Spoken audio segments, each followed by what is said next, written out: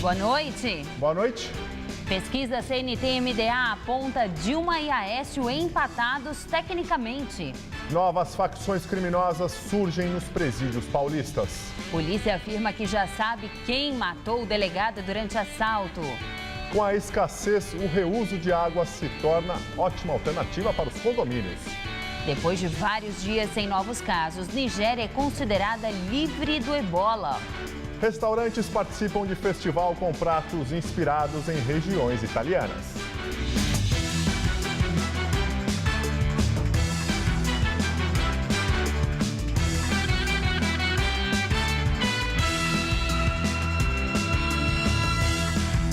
Em São Paulo, o PCC ainda domina 90% da massa carcerária. Mas novas facções criminosas começam a surgir e ganhar destaque dentro dos presídios do estado.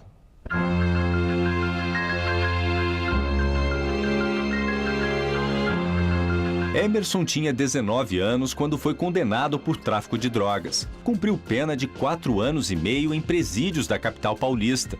Tempo suficiente para entender que nesses locais existem regras impostas pelos próprios presos, mesmo não participando de nenhuma facção criminosa. Uma vez que você sabe dessa disciplina, dos seus direitos, dos seus deveres, pode-se entender assim, entendeu? Você tem que ter um certo cuidado na sua atuação para que você não se comprometa. No estado de São Paulo, são cerca de 217 mil detentos, divididos em 160 unidades prisionais.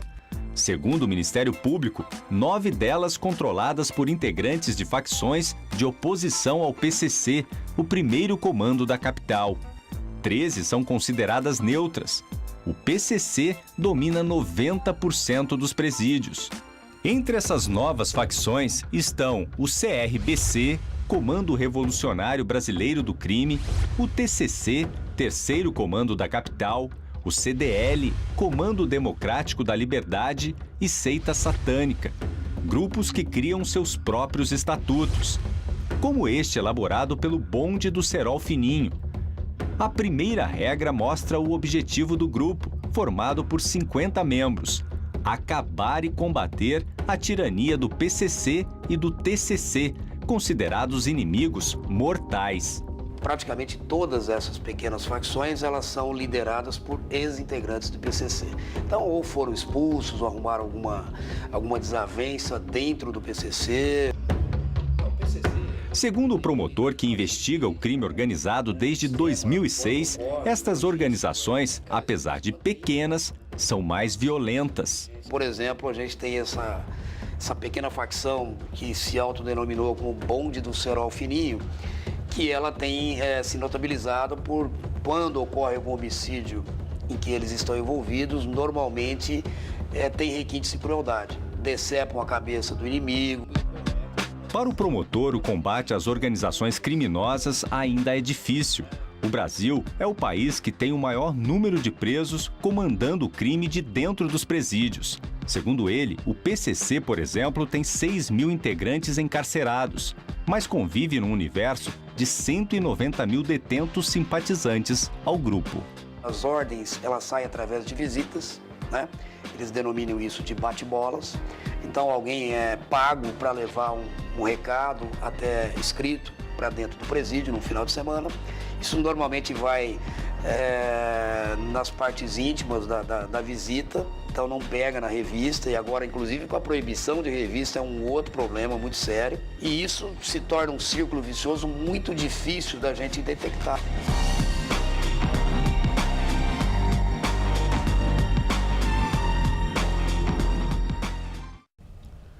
Em nota, a Secretaria da Administração Penitenciária diz que o governo de São Paulo combate o crime, seja ele organizado ou não, dentro e fora das unidades prisionais com absoluto rigor e de acordo com a lei. E ressalta que todas as unidades prisionais paulistas operam dentro dos padrões de segurança e disciplina estabelecidos e que oferece aos internos oportunidades de ressocialização para um retorno digno à sociedade. E a polícia diz ter identificado supostos assassinos de um delegado na zona leste da capital. O crime aconteceu no mês passado. De acordo com a investigação, os ajudantes Rafael Ribeiro dos Santos, de 18 anos, e Vinícius de Jesus Lopes, também de 18 anos de idade, são os assassinos do delegado Francisco de Assis Camargo. O crime aconteceu no mês passado, quando o delegado voltava de uma padaria na Penha, na zona leste da capital, com a namorada. No caminho, já dentro do carro, eles foram abordados pelos criminosos. O delegado reagiu, chegou a ser socorrido, mas morreu no hospital. Os assaltantes levaram um veículo e saíram em alta velocidade. Os dois jovens são procurados, permanecem foragidos. Mas a investigação mostrou que os suspeitos vivem na região do conjunto habitacional Chaparral, na Penha, e são especialistas em roubos de veículos na zona leste de São Paulo. A polícia diz ter identificado a dupla a partir do uso do celular do delegado assassinado, levado durante o assalto, e também pelas digitais coletadas no local do crime. Impressões que foram deixadas no carro da vítima. Isso é uma prova irrefutável da participação dos dois no crime. Embora eles estejam foragidos, é questão de tempo de a gente conseguir apanhá-los. Tem passagem por roubo de veículo, por roubo de estabelecimento comercial, né? Então eles já tinham antecedentes por esse tipo de modalidade criminosa. Desde a madrugada deste domingo, o horário de verão está em vigor em 10 estados brasileiros e no Distrito Federal. Neste ano, o Ministério de Minas e Energia estima a economia menor que nos últimos anos, por causa da escassez de água. Nas ruas de São Paulo, as pessoas começam a se acostumar a acordar 1 hora mais cedo. Todo ano é assim. As opiniões se dividem. Tem gente que gosta. Normalmente eu acordo cedo, a gente ganha um dia mais disposta, mais alegre. É bom porque acorda mais cedo e chega mais cedo também em casa, né? Ótimo. E pessoas que detestam. A gente fica trabalho estressado, porque não consegue dormir o tempo suficiente. Da última vez eu fiquei mais ou menos um mês tendo problema para dormir. Aí agora espero que dessa vez eu não sofra tanto, né? E para acordar 1 hora mais cedo logo na segunda-feira? Não foi tão fácil não, segunda-feira é sempre mais difícil, né? Eu tô quebrado hoje, eu tô quebrado. É a 39ª vez que o horário de verão entra em vigor no país. 10 estados estão participando, mais o Distrito Federal. Neste ano, o governo estima reduzir em 4,5% o consumo de energia elétrica entre as 6 horas da tarde e as 9 da noite.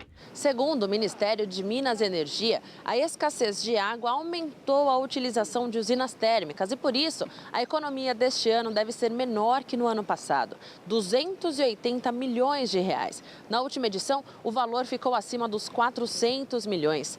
Desta vez, o horário de verão terá 1 semana a mais para não coincidir com o Carnaval e vai terminar em 22 de fevereiro de 2015. O clínico geral do Hospital das Clínicas de São Paulo conta que, em média, cada pessoa demora cerca de 1 semana para se acostumar com a rotina do novo horário. O corpo, ele respeita os hormônios normalmente falando, está escuro, durma, está claro, acorde. Então tem a melatonina, tem o cortisol, então são hormônios que fazem esse ciclo durante o dia.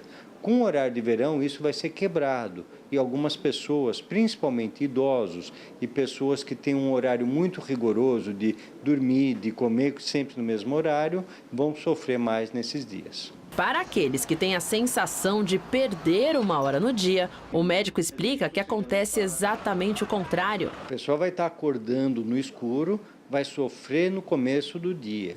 Mas a grande vantagem é que no final do dia ela vai acabar de trabalhar ainda no claro e aí ela não vai ter desculpa para enrolar que não consegue fazer atividade física porque não tem tempo. Então aproveitar essa hora ainda do claro depois do trabalho para fazer sua atividade física, para reverter essa hora para a sua saúde.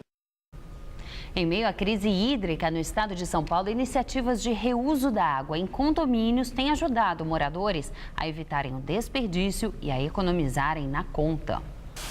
Sempre que um funcionário deste condomínio lava a calçada, na Vila Nova Conceição, na zona sul da capital, uma faixa é colocada para informar de onde vem a água. No subsolo do prédio há uma mina e os condôminos instalaram bombas com capacidade para puxar até 580 mil litros por dia. Mais do que a Sabesp manda para encher as caixas do prédio, que gira em torno de 120 mil litros por dia. Nós tivemos uma economia de 18%. né? A nossa conta caiu bastante, né? Utilizando água de mina. A água é usada ainda para lavar o quintal, irrigar a vegetação que fica no entorno do prédio e para o abastecimento das piscinas. Sobra até para um prédio vizinho que instalou uma torneira para se beneficiar. E ainda tem muito mais, tanto que a água é despejada na rua. Pode acontecer que alaga todo o condomínio, toda a área comum. Então essa água tem que ser mandada para fora realmente. E a gente tem muito problema com isso aqui. Quem passa acha que é um desperdício esse monte de água correndo aqui no meio-fio. Mas não tem o que fazer, né? Não tem o que fazer. Neste outro condomínio, na Zona Oeste, a água de reuso está identificada nas torneiras das áreas comuns, para que ninguém beba. Ela é usada para lavar quintal e irrigar o jardim. São 324 apartamentos, mais de 1.100 moradores. É nesta sala do condomínio que a água utilizada passa por uma transformação. A água que desce das pias dos apartamentos e ralos de chuveiros vem por meio deste cano até esta caixa d'água. Aqui é a parte mais suja e pesada, com o sabão, por exemplo, fica na parte de baixo e é eliminada automaticamente. O restante começa a partir daqui a ser tratado. Durante todo o processo, a água é analisada, recebe produtos químicos e passa por filtros. Neste copo está a água depois de toda a decantação e filtragem, transparente, como deve ser. Depois disso, a água volta para os canos e sobe aos apartamentos, onde pode ser usada nas descargas. A gente gastava com o Sabesp na faixa entre 27 a 30 mil reais de água. Com o sistema funcionando a todo vapor, a gente consegue uma economia muito grande. Hoje a gente paga uma conta de 10 mil reais de Sabesp. Foi um dos diferenciais que me trouxe para esse condomínio. E além de diminuir a nossa conta, né, que a gente paga de água, ajuda o planeta essa fase toda de falta d'água que a gente está passando. Atualmente é necessário você ter uma consciência ecológica. O nosso condomínio hoje o tem. Foi um dos pioneiros nesse segmento aqui em São Paulo. Eu vejo que isso é muito bom para a gente. Pesquisa Datafolha mostra que corte no fornecimento de água já atingiu mais da metade dos paulistanos. Segundo o levantamento, 60% dos entrevistados afirmaram já ter ficado sem água em casa em alguns momentos nos últimos 30 dias. Nas pesquisas anteriores, feitas em junho e agosto, os índices foram de 35% e 46%, respectivamente. O Datafolha também perguntou sobre a duração da falta d'água. 3 em cada 4 atingidos disseram que na última vez em que o problema ocorreu, a interrupção foi de mais de 6 horas. De acordo com os entrevistados, os cortes têm ocorrido tanto de dia quanto de noite. Os dados ainda apontam que há pessimismo em relação ao futuro da crise hídrica. 88% dos paulistanos acreditam que a cidade corre grande risco de ficar longos períodos sem água nos próximos meses. O Datafolha ouviu 804 pessoas no dia 17 de outubro. A margem de erro é de 4 pontos percentuais para mais ou para menos. Nível do sistema Cantareira não para de cair e chega ao menor nível da história. O sistema opera com apenas 3,5% da capacidade. Nem as chuvas de ontem foram suficientes e o nível dos reservatórios caiu 0,1%. No sistema Alto Tietê, a chuva foi de menor intensidade e os reservatórios operam hoje com apenas 8,7% da capacidade. A tendência é de que novas frentes frias provoquem precipitações nessas regiões, mas essas chuvas ainda devem ser insuficientes. Uma frente fria vinda do sul, associada a uma massa de ar polar, mudou o tempo aqui na capital paulista. Mas, segundo os meteorologistas, essa mudança deve durar pouco, porque na quinta-feira o ar quente e seco deve voltar. Vamos ver em detalhes a previsão para o Brasil e o estado de São Paulo com Luciana Magalhães.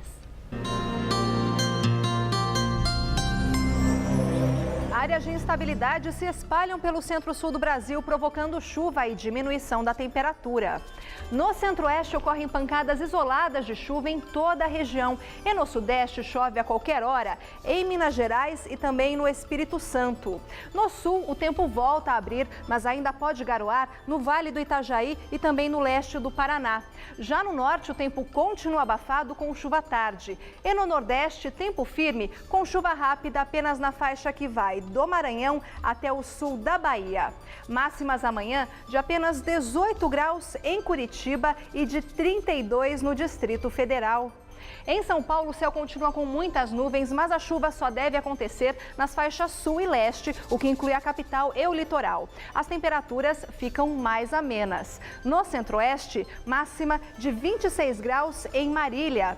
No norte paulista, máxima de 30 graus em Franca e de 32 em Ribeirão Preto. E na faixa leste, máxima de 25 graus em Campinas. Amanhã aqui na capital pode garoar pela manhã e à noite. A máxima cai para os 20 graus. Na quarta, o sol aparece entre muitas nuvens, mas não deve chover. Máxima de 22. E na quinta, o tempo abre novamente e a máxima sobe para os 26 graus. Eu volto daqui a pouco no Jornal da Gazeta, edição das 10. Até lá! Relatório da Ouvidoria Geral do município revela as principais queixas da população em relação aos serviços prestados pela Prefeitura. Na liderança do ranking estão problemas com recarga de bilhete único e poda de árvores. Os dados são referentes aos meses de abril a junho deste ano. Karen tirou a manhã para ir ao terminal da Lapa, na região oeste da capital, buscar o bilhete único, que ela aguarda há 8 meses. Enfrentou fila, conversou com a atendente e recebeu a mesma resposta. Que ainda não chegou o bilhete, só na quarta-feira, eles me deram certeza. É a segunda vez que eu venho para retirar e eu não consigo retirar o bilhete. A Ouvidoria Geral do município realizou entre abril e junho deste ano 13.658 atendimentos, sendo que deste total, 4.857 geraram registros de reclamações, sugestões ou elogios. As questões relacionadas ao transporte público chegaram ao topo do ranking, com 689 protocolos, um aumento de 46% em relação ao trimestre anterior. Quem liderou o número de reclamações no transporte público foi o bilhete único. Muitas pessoas encontraram dificuldade na hora de fazer a recarga, principalmente no início do ano. Os estudantes foram os mais prejudicados. Em fevereiro, eles enfrentaram longas filas nos postos da SP Trans por causa de problemas no recadastramento e no carregamento de créditos. A fila era enorme para poder retirar. Tanto é que eu nem consegui retirar o meu, vim retirar agora. Em segundo lugar estão as reclamações sobre jardinagem, como remoção e podas, por exemplo. Serviço que Dona Lourdes espera há muitos anos. A árvore que está em frente à casa tem mais de 50 anos. Cresceu demais e trouxe transtornos. A vizinha foi na prefeitura 2, 3 vezes, fez o relatório, tudo, e falou que não podia tirar, mas que vinha podar. Podar só não, eles tiram só de lá do fio. A vizinha chegou até cair na calçada danificada pelas raízes da árvore. Vim andando, tropecei, caí, fui parar lá na frente. Me machuquei feio. No balanço periódico divulgado pela Ouvidoria Geral do município estão ainda reclamações sobre a qualidade no atendimento dos órgãos públicos. Perturbação do silêncio e o trânsito, com a falta de sinalização e estacionamento irregular de veículos.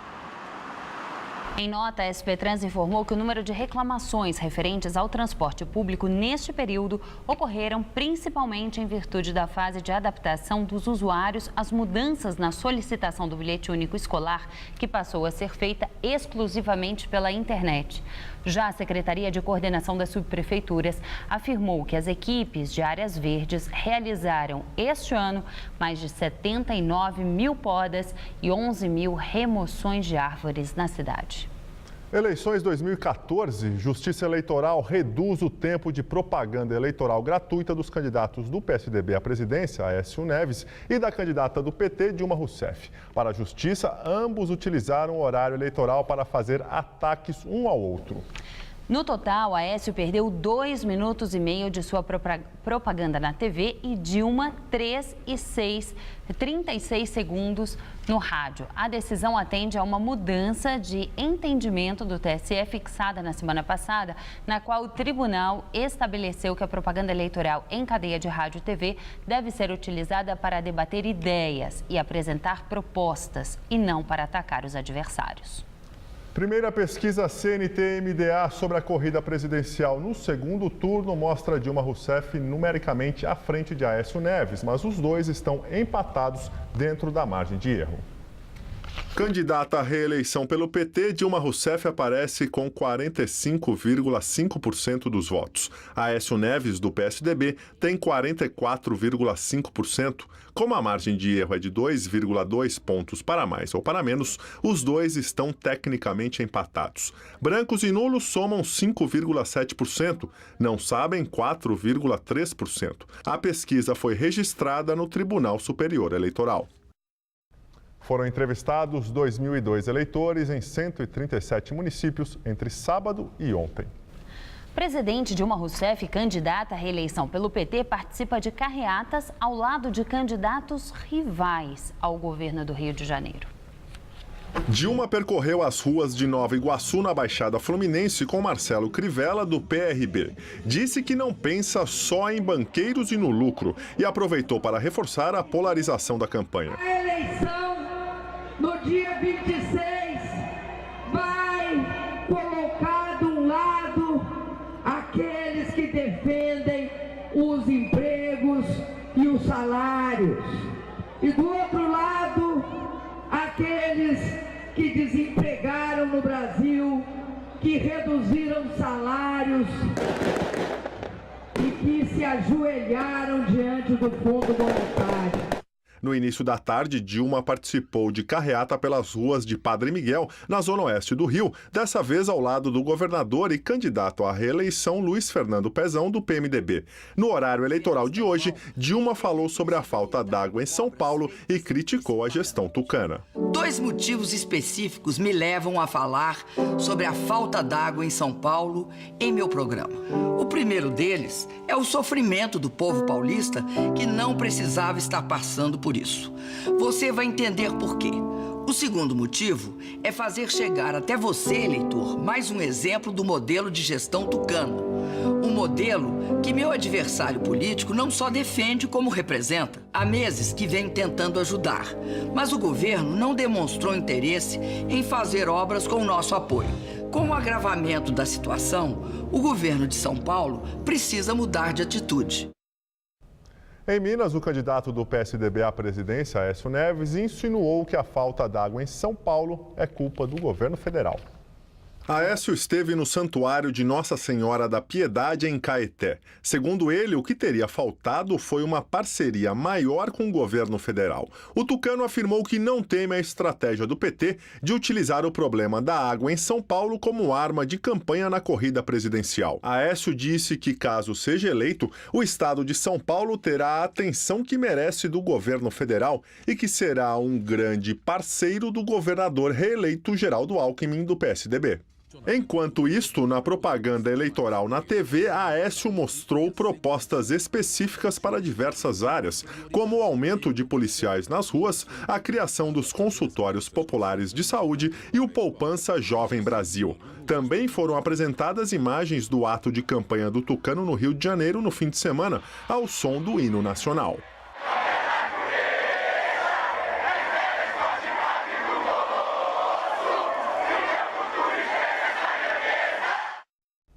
Senadora Gleisi Hoffmann, do PT do Paraná, negou ter recebido doação do ex-diretor da Petrobras, Paulo Roberto Costa, ou do doleiro Alberto Youssef. Por meio de nota divulgada neste domingo, a ex-ministra da Casa Civil informou que não conhece nenhum dos dois. Segundo reportagem publicada pelo jornal O Estado de São Paulo, Costa afirmou na delação premiada ao Ministério Público Federal que em 2010 o esquema de corrupção na Petrobras repassou R$1 milhão para a campanha de Gleisi ao Senado. A senadora também informou que solicitou aos advogados que estudem medidas judiciais contra o Jornal Paulista. E agora vamos ao comentário de política com Bob Fernandes. Paulo Roberto Costa, delator no escândalo da Petrobras, diz que o PSDB recebeu propina de 10 milhões para encerrar a CPI exatamente da Petrobras em 2009. Ainda não são conhecidas as provas, nem contra a PSDB, nem contra PT, PMDB, PSB e PP citados pelo delator. O escândalo deu o tom para a mútua artilharia pesada nesse segundo turno. Por toda parte, espanto ou simulação e críticas ao que chamam de ataques e ondas de ódio. Como se isso brotasse do nada e não seja conhecido já há 2 séculos como luta de classes. Não é demais recordar a história e relações entre poderosos e vassalos no Brasil. Em 1500, o Brasil tinha estimado 5 milhões de índios. Hoje tem 890 mil. Em 350 anos, 4/5 da nossa história, 4 milhões de humanos foram escravos. Moldou-se assim e ali a cultura da casa grande e da senzala, do senhor e do servo. Instituídas cotas raciais como reparação, o que se assistiu além do necessário debate, ondas de preconceito e mesmo ódio nas redes e na linguagem. O mesmo em relação à Bolsa Família, agora objeto de disputa pela paternidade. Como espantar-se com ódio na linguagem num país de 50 mil homicídios ano? País que assistiu ao assassinato de 1.300.000 pessoas nos últimos 33 anos. A enorme maioria dos assassinados, jovens pobres, tantas vezes negros. Como não supor que ao longo de séculos se acumulariam recalques e ressentimentos de quem pouco ou nada tem? Estranho não é quem em seus fortins as classes lutem movida por seus interesses ou purgando suas frustrações. Incomum na história do mundo não é quem está abaixo na escala social ressentir-se e invejar quem está acima. Incomum e estranho é os que tudo ou muito têm, temerem, até mesmo odiarem os que nas últimas 2 décadas subiram escassos degraus desde a miséria. Quem vencer no domingo encontrará o Brasil dividido por sua secular história de desigualdade. Boa noite. Mensalão petista, defesa do ex-ministro da Casa Civil, José Dirceu, pede ao STF para que ele cumpra o restante da pena em casa. Condenado a 7 anos e 11 meses por corrupção ativa, Dirceu foi preso em 15 de novembro do ano passado, quando se esgotaram as possibilidades de recurso na Suprema Corte. Como o ex-ministro trabalhou, pôde abater 142 dias de sua pena. O Código Penal dá aos presos com bom comportamento o direito de progredir de regime após cumprirem 1/6 da pena. Agora caberá ao ministro Luiz Roberto Barroso, relator do processo no STF, decidir se autoriza a progressão de regime. O ex-tesoureiro do PT, Delúbio Soares, o ex-presidente do partido, José Genuíno, o ex-tesoureiro do PL, atual PR, Jacinto Lamas, e o ex-deputado do mesmo partido, Bispo Rodrigues, já estão no regime aberto, cumprindo prisão domiciliar. Justiça Paulista fecha acordo com o Deutsche Bank do caso Maluf. Com isso, o banco alemão vai pagar aos cofres públicos 20 milhões de dólares, cerca de 50 milhões de reais. O valor se refere a uma indenização pelo fato do banco ter movimentado recursos ilícitos associados ao deputado federal Paulo Maluf e a seus familiares, na agência do banco na ilha de Jersey. O Deutsche Bank fará o pagamento em troca da garantia de que não será alvo de ação judicial. O acordo havia sido firmado em fevereiro com o Ministério Público de São Paulo e a Prefeitura, mas esperava a decisão da Justiça para entrar em vigor. A homologação foi assinada na última sexta-feira. Segundo o Ministério Público, durante a gestão na Prefeitura de São Paulo, entre 1993 e 1996, Maluf desviou recursos públicos das obras da Avenida Água Espraiada e do túnel Ayrton Senna. O deputado nega as irregularidades. A terceira semana de cozinha regional italiana acontece em São Paulo até o próximo sábado. 20 restaurantes participam do evento com cardápios de cada região da Itália. Cozinha italiana sem macarronada, pizza? Não estranhe. Você pode até não saber, mas a tradição garante.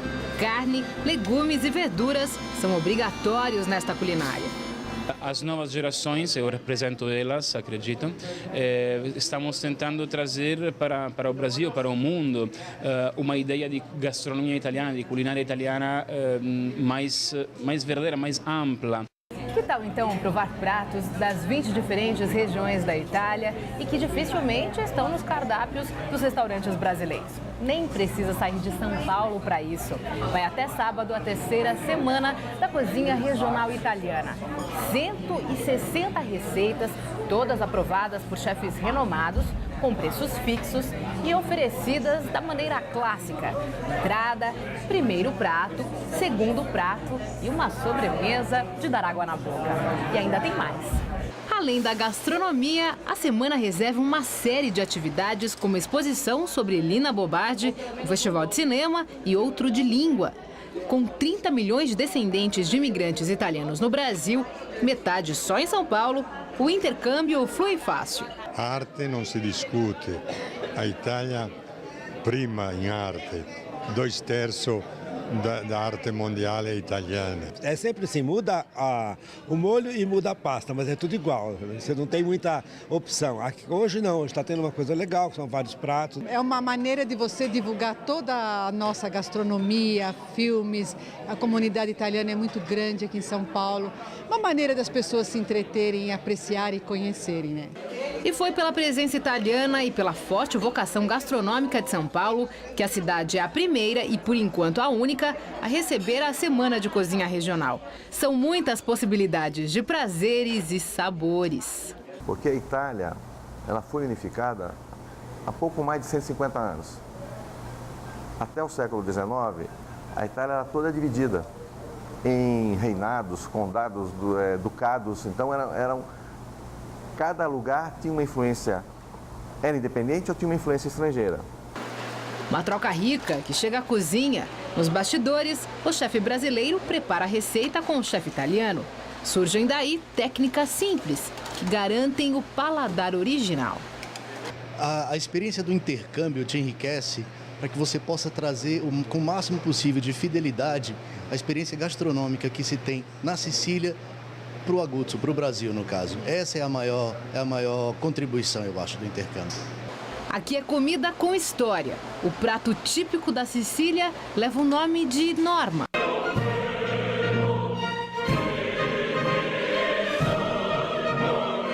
O chefe explica porque é tão bom quanto a ópera de Bellini. Accattivante, più bella.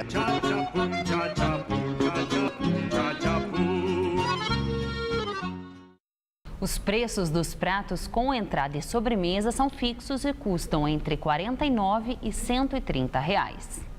E agora as notícias do esporte com Gabriel Cruz e Celso Cardoso. Mais um confronto entre torcidas termina em tragédia. Uma briga entre santistas e palmeirenses matou um torcedor ontem. A briga aconteceu na rodovia Anchieta, que liga a Baixada Santista à capital. Mais um absurdo, né, Celso? Pois é, Gabriel, aconteceu de novo após um clássico. Torcedores do Palmeiras fizeram uma emboscada aos ônibus do Santos que vinham para a capital e no confronto morreu um torcedor palmeirense. Segundo a polícia, cerca de 150 palmeirenses surpreenderam os santistas e subiam sem escolta a Via Anchieta para assistir ao clássico no Pacaembu. Os palmeirenses invadiram a pista e atacaram com rojões, paus, pedras e armas brancas. O torcedor palmeirense que morreu foi atropelado por um carro conduzido por santistas e que acompanhava os dois ônibus. Pelo menos outros 2 torcedores atropelados pelo mesmo veículo estão internados. Outro palmeirense baleado por um santista também está no hospital. 4 torcedores do Palmeiras estão presos, 2 receberam voz de prisão no hospital, onde estão internados, e um terceiro está sendo monitorado. Os santistas envolvidos estão sendo procurados e um deles, que responsável pelo atropelamento, dirigiu o carro na ocasião, já foi identificado. Ele mora, apesar de ser torcedor santista, mora aqui em São Paulo, né, Celso, no bairro da Saúde, e já é considerado pela polícia um foragido. Sim, o nome dele é André Maceno. Lamentável, o delegado que cuida do caso pegou os celulares de alguns torcedores do Palmeiras e lá tinham mensagens programando a emboscada e o teor das mensagens, vamos massacrar os santistas, ou seja, são brigas de gangues e que se repetem. Né, então, e aí você tem 2 questões. Uma é lamentar, isso não é futebol, isso realmente é briga de gangue, e outra é omissão das autoridades. Quer dizer, mais uma vez, qual é o pronunciamento da Secretaria de Segurança Pública? Raramente ela se pronuncia num caso como esse. Cadê a inteligência da polícia? Como é que 2 ônibus vêm de Santos sem escolta, outros fazem uma emboscada, invadem a pista, colocando em risco a segurança de outras pessoas que nada tem a ver com futebol. Já passou da hora disso acabar, Gabriel. E dentro de campo, Palmeiras e Santos fizeram um bom jogo de futebol. E os santistas foram mais precisos nas finalizações em rodada boa para os times paulistas. Corinthians e São Paulo também venceram. Vamos aos gols, começando pelo clássico do domingo. No Pacaembu, o Peixe saiu na frente com este gol de Geovânio, 1-0. Ainda no primeiro tempo, o Santos ampliou o placar com Gabriel, 2-0. Na segunda etapa, o Santos chegou ao terceiro gol com Gabriel, ele de novo. Já no final da partida, o Palmeiras descontou com Henrique, mas já era tarde. Final, Santos 3, Palmeiras 1. No Beira-Rio, o Corinthians marcou o primeiro gol com Guerreiro, 1-0. E ampliou a vantagem com Gil, 2-0. O Internacional chegou a marcar com Nilmar, mas ficou nisso. Corinthians 2, Internacional 1. No sábado, São Paulo recebeu o Bahia e saiu na frente com Rogério Ceni, 1-0. O time paulista marcou o segundo com Paulo Henrique Ganso, 2-0. O Bahia fez o seu com Fael no final do segundo tempo. Placar final, São Paulo 2, Bahia 1. Na liderança do campeonato, o Cruzeiro segue firme na primeira posição. Venceu a vitória em Salvador e voltou a abrir vantagem sobre os rivais. Veja o gol da vitória do Cruzeiro e os outros gols da rodada. No sábado, o Criciúma saiu na frente do Fluminense no Maracanã com Rodrigo Alves aos 44 do primeiro tempo. Wagner, em 2 oportunidades, tratou de virar a partida para os donos da casa. Conca dividiu com o goleiro Bruno e anotou o terceiro do tricolor. Luca invadiu a área, limpou a marcação e bateu bonito para diminuir o placar. Só que Fred, de pênalti, definiu o confronto. Fluminense 4, Criciúma 2. No Independência, Douglas Santos recebeu na frente e bateu cruzado para fazer o gol da vitória do Atlético Mineiro diante da Chapecoense, 1-0. Na Arena da Baixada, Everton chutou para o gol, a bola bateu no braço de Eduardo da Silva e entrou 1-0 Flamengo sobre o Atlético Paranaense. Mas Cléo 2 vezes virou o marcador para o Furacão e garantiu os 3 pontos à equipe do Paraná. 2-1 Atlético. No Orlando Scarpelli, o Figueirense atropelou o Curitiba. Marco Antônio cobrando pênalti fez 1-0 Figueira. No segundo tempo, Marcão, Mazola e de novo Marcão decretaram a goleada do time da casa. Final, Figueirense 4, Curitiba 0. No Barradão, Dedé de cabeça marcou o golzinho solitário do Cruzeiro diante do Vitória. 1-0 e liderança garantida, Raposa. No Raulino de Oliveira, Diego Souza botou na frente e bateu na saída de Jefferson para colocar o Sport em vantagem contra o Botafogo. Mas o Alisson, cobrando falta, igualou o marcador. E ficou nisso, 1-1, placar final.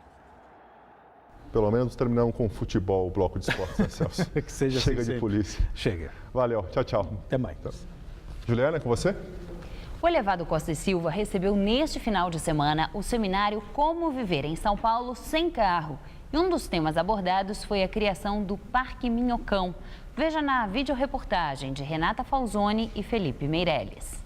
Erguido em 1970 em apenas 11 meses pelo então prefeito Paulo Maluf, o Minhocão deteriorou uma região nobre de São Paulo.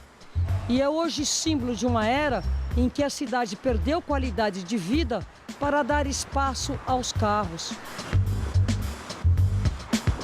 Devido ao barulho e aos acidentes, em 1976, 6 anos depois de sua inauguração, o Minhocão passou a ser fechado todas as noites, aos domingos e aos feriados. Ainda que não reconhecido pela Secretaria do Verde e Meio Ambiente, o elevado passou a ser usado como um parque, sem estrutura alguma, apenas o impagável benefício de uma área pública livre de carros. Falta muita coisa se tivesse um parque aqui, não tem água aqui. Seria bem interessante se tivesse isso. Em agosto de 2013, surgiu a Associação Parque Minhocão, com o intuito de se criar um parque sobre o elevado e resgatar a qualidade de vida da região, incluindo a área sob a estrutura. Em 25 de janeiro de 2014, uma manifestação pacífica pelo fechamento do elevado, também aos sábados, deu início a 2 importantes ações. Um projeto de lei assinado por vereadores de diferentes partidos que cria o Parque Minhocão e o item que prevê a gradativa desativação da estrutura para a circulação de carros no plano diretor estratégico da cidade. E que uma lei específica vai dizer esse prazo, né, como é que vai se dar essa desativação gradativa e o que vai ser feito com ele. Se vai se criar um parque, né, ou se ele vai ser parcialmente demolido. No fim da tarde desse último domingo, aconteceu o seminário Como Viver em São Paulo Sem Carro. Mesmo com benefícios comprovados, o paulistano ainda é muito reticente quando o assunto é a restrição de circulação de carros. Todo mundo que usa vai sentir falta, mas eu acho que para quem mora aqui deve ser um transtorno muito grande. Seria lindo o parque, o verde, tudo, se cuidasse e se valorizasse nossos imóveis. É um debate e são muitas as soluções a serem equacionadas. Faz parte de um projeto de cidade que valoriza o espaço público, que faz as pessoas usarem o espaço público e que muda a lógica da mobilidade do automóvel para modos não motorizados de transporte coletivo. Vamos agora à entrevista do dia com Maria Lídia Flandoli. O assunto do momento. Até que ponto o tom dos debates entre os candidatos Dilma e Aécio afeta a decisão do eleitor? Nosso convidado é o deputado federal Ricardo Tripoli, que tem longa trajetória no PSDB paulista, onde já foi vereador, deputado estadual, presidente da Assembleia Legislativa, secretário de município e secretário de Estado. Ricardo Tripoli foi reeleito deputado federal para o terceiro mandato com 233.806 votos. Parabéns, deputado. Muito obrigado. Pela reeleição. Deputado, quero começar exatamente com os debates. No debate de ontem, houve ali uma surpresa, havia uma grande expectativa que aqueles ataques prosseguiriam e não foi o que aconteceu. Para muita gente foi debate chato. Mas para outros o debate foi comportado, porém privilegiou proposta dos candidatos e teria sido, por isso mesmo, esclarecedor. Mas eu quero saber por que eles mudaram de estratégia. Olha, eu acho que os candidatos, obviamente, tentam apresentar o quanto mais possível suas propostas, né? É um tempo extremamente pequeno e a conclusão, ela se dá entre dois candidatos só no segundo turno e todos, obviamente, querem apresentar as suas propostas. Eu acho que o debate de ontem, ele elucida um pouco mais do que cada um pretende, né? Que um candidato é o candidato da situação, a candidata Dilma é da situação. O candidato Aécio é de oposição. O que existe, na verdade, é uma tentativa da candidata situacionista de ocupar o espaço da oposição. E isso ficou muito claro no debate de ontem. Quer dizer, não há espaço. O novo, na verdade, é o candidato Aécio Neves, né? O antigo é a candidata Dilma Rousseff, que, obviamente, tenta colocar como se fosse uma novidade a ser apresentada à sociedade.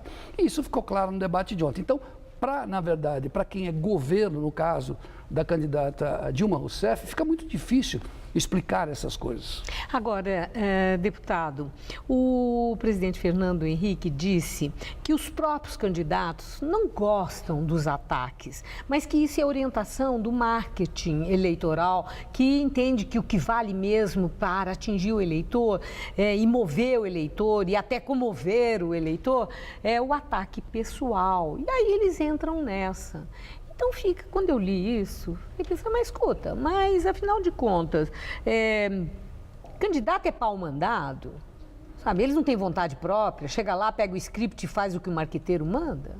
Você tem dois tipos de candidato. Você tem um que já está experimentado, né, na vida pública, disputou várias eleições, que é o caso do Aécio Neves, deputado federal, presidente da Câmara, governador, e você tem a presidente Dilma, que na verdade foi alçada.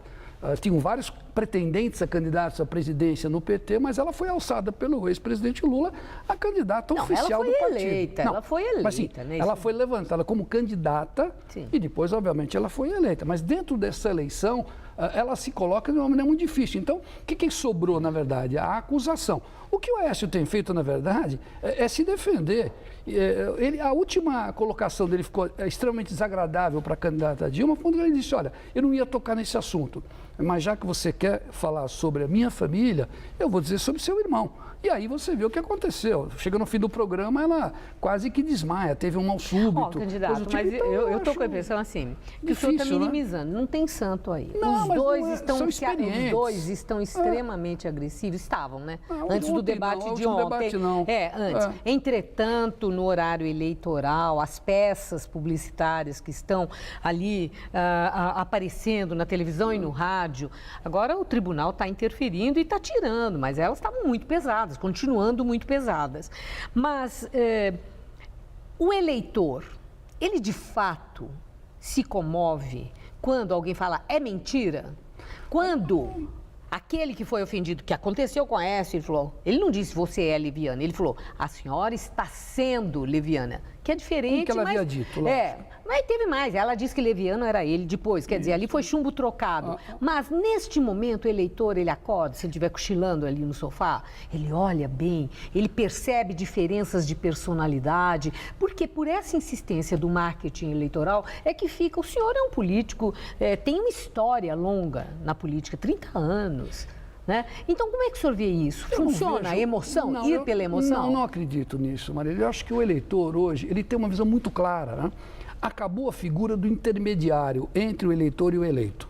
E eu acho que a formação de juízo do eleitor, ela está confirmada. Ele, na verdade, vai verificar um ou outro detalhe durante o processo do debate. Mas eu acho que a diferença não é feita no debate. É feita durante o período de vida pública. Essa eleição, mais do que nunca, eles estão avaliando o passado dos candidatos. Porque para o presente e para o futuro, qualquer marqueteiro monta uma figura, como se fosse vender um produto. E o eleitor hoje não entra mais nesse jogo. O eleitor hoje, obviamente, ele vai analisar quem é o candidato, vou entrar aqui na internet, vou conversar com os meus amigos, vou conversar com os meus parentes, no meu trabalho vou tirar uma informação de quem seria melhor o candidato. Eu acho que é dessa forma. O debate, ele serve mais para quem, na verdade, já está no processo eleitoral. Nós, parlamentares, principalmente, assistimos o debate. Mas o povo, realmente, acho que já não se envolve muito no processo do debate. Bom, a audiência não foi baixa, ela tem sido crescente para os debates. Mas eu quero saber a presença de Marina Silva e da viúva de Eduardo Campos, né, aderindo à campanha de Aécio Neves. Isso puxou voto, no seu entender? Olha, eu acho ou já estava definido quando elas entraram? Eu vejo que tem uma leitura ambiental acoplada ao projeto do candidato Aécio Neves, né? Tanto que o próprio PT tentou até o último momento fazer com que a família não declarasse o voto. Mas tanto o Eduardo Campos como o Aécio caminhavam na mesma linha, que é na linha de construir uma política nova, né? Então, a política nova era exatamente o Aécio e o Eduardo Campos. A família do Eduardo Campos e os membros do PSB entenderam isso. Diz, olha, o povo escolheu a oposição para ser representada por esses dois candidatos. Quando a Marina, obviamente, percebe isso e inclui no programa de governo, e uma sugestão ótima, como diz o Aécio, não foi troca de favores, muito pelo contrário, foi uma colocação no sentido de que houvesse sustentabilidade à proposta do Aécio Neves. Eu acho que foi muito bom, principalmente para a juventude que almeja algo novo nesse segmento, que é o segmento ambiental. Bom, o senhor falou do segmento ambiental, a sua vida na política foi centrada na questão da preservação ambiental, o senhor foi secretário de Meio Ambiente de São Paulo, o senhor tem tido muito uma atuação de destaque na Câmara também nesse sentido. Qual é a sua expectativa sobre a atuação do próximo presidente da República, políticas públicas, que direção precisa ser tomada exatamente nessa questão da preservação ambiental, seja qual for o eleito? Eu acho que transparência, eu acho que nós chegamos num momento em que não dá para não oferecer à sociedade, por exemplo, a demarcação de terras indígenas. Eles chegaram à nossa terra muito antes do que nós. É um direito inalienável, nós não podemos perder o aspecto de termos as figuras indígenas preservadas no Brasil. Segundo, a recuperação de terras degradadas, eu acho isso importante, fundamental. A mudança das matrizes energéticas alternativas, buscar o sistema eólico, o sistema solar, rejeitar a questão nuclear, que é uma coisa que não tem como funcionar no Brasil. Enfim, eu acho que incorporou medidas que são salutares ao novo governo. O senhor acha que assim, da sua experiência, pode-se afirmar que o desmatamento progressivo que tem havido no Brasil, até saiu uma manchete, foi ontem, mostrando que cresceu o desmatamento da Amazônia expressivamente. Quer dizer, avanço de uma atividade, mas com esse prejuízo ambiental. Tem uma relação desmatamento, tem uma relação direta com o que nós estamos passando no Sudeste com a seca? Olha, eu não tenho sombra de dúvida. Dá para falar isso com segurança? Olha, eu participei da COP lá em Copenhague, que é um evento específico sobre mudanças climáticas no mundo, né? O Brasil é o quarto país poluidor por conta das queimadas, da mudança do uso da terra, né? Isso faz com que você tenha problemas graves. Não é só no sul. Onde você tinha muita chuva, hoje você tem secas. Lugares que você tinha muita seca, hoje você tem chuva. Houve uma transposição. Isso está muito vinculado a essa questão. Então, por quê? Nós preservamos o Cerrado, a Mata Atlântica, a Amazônia, que sofre muito. Tem sofrido uma devastação incrível. Nós estamos perdendo milhares de campos de futebol de mata que deveria ser preservada. Eu agradeço muito a sua entrevista e os seus esclarecimentos. Muito obrigado, Maria. Uma boa noite e boa sorte nesse novo mandato. Obrigado a você Obrigada. e a todos os seus telespectadores. Gabriel. A seguir, 2 ministras do Japão renunciam sob suspeita de corrupção. E a Nigéria está livre do ebola. A OMS afirma que o país não teve nenhum novo caso registrado nos últimos 42 dias. A Organização Mundial da Saúde declara a Nigéria livre do ebola. Nenhum novo caso foi registrado na Nigéria nos últimos 42 dias. O primeiro caso no país mais populoso da África aconteceu em julho, importado da Libéria. Ao todo, foram 20 casos, com 8 mortes. Na Espanha, as autoridades anunciaram que deu negativo o teste de vírus do ebola da enfermeira Teresa Romero. Um novo teste será feito em 48 horas e, se o resultado negativo se confirmar, ela vai deixar o isolamento. Ainda permanecem no hospital 15 pessoas que tiveram contato com ela e são consideradas de alto risco. Até agora, nenhuma dessas pessoas apresentou sintomas. Turquia vai permitir a passagem de combatentes curdos por seu território. E os Estados Unidos enviam armas para os combatentes na Síria. Esta é a primeira vez que o governo americano entrega armamento aos curdos que lutam contra o avanço do Estado Islâmico na Síria. A resistência é forte na cidade de Kobani, perto da fronteira com a Turquia. E o governo turco anunciou que vai facilitar a passagem pelo seu território de curdos iraquianos, os chamados soldados Peshmerga, que já combateram o Estado Islâmico no Iraque há alguns meses. Os curdos vivem espalhados entre Turquia, Iraque, Síria e Irã e lutam por um país independente nessas áreas. O governo turco alegava que não ajudaria os curdos contra o Estado Islâmico enquanto não houvesse intervenção da OTAN na guerra civil da Síria. 2 ministras do Japão renunciam sob suspeita de uso indevido de fundos públicos. A ministra da Economia, Comércio e Indústria, Yuko Obuchi, teria gasto o equivalente a R$230 mil em despesas não relacionadas à sua atividade política, incluindo produtos de beleza. E a ministra da Justiça, Midori Matsushima, se demitiu por violação da lei eleitoral. Ela é acusada de ter distribuído aos eleitores leques com seu retrato e nome. O primeiro-ministro, Shinzo Abe, pediu desculpas publicamente pela escolha das 2 ministras. Elas foram nomeadas há 2 meses na remodelação do gabinete japonês. Novo presidente da Indonésia, Joko Widodo, toma posse com um apelo à unidade e com o objetivo de reformar a primeira economia do Sudeste Asiático e 16ª economia do mundo. Joko Widodo, de 53 anos, é o primeiro presidente da Indonésia sem ligação com o regime do ex-ditador Suharto. O maior desafio será lidar com o parlamento, controlado pela oposição. Greve de pilotos leva a companhia aérea alemã Lufthansa a cancelar mais de 1.500 voos. A greve de 35 horas é a 8ª deste ano e deve afetar 200 mil passageiros em voos de curta, média e longa distâncias. Os pilotos protestam contra alterações nos benefícios de aposentadorias. O Jornal da Gazeta termina aqui. Essas foram nossas principais notícias. Pesquisa CNT-MDA aponta Dilma e Aécio empatados tecnicamente.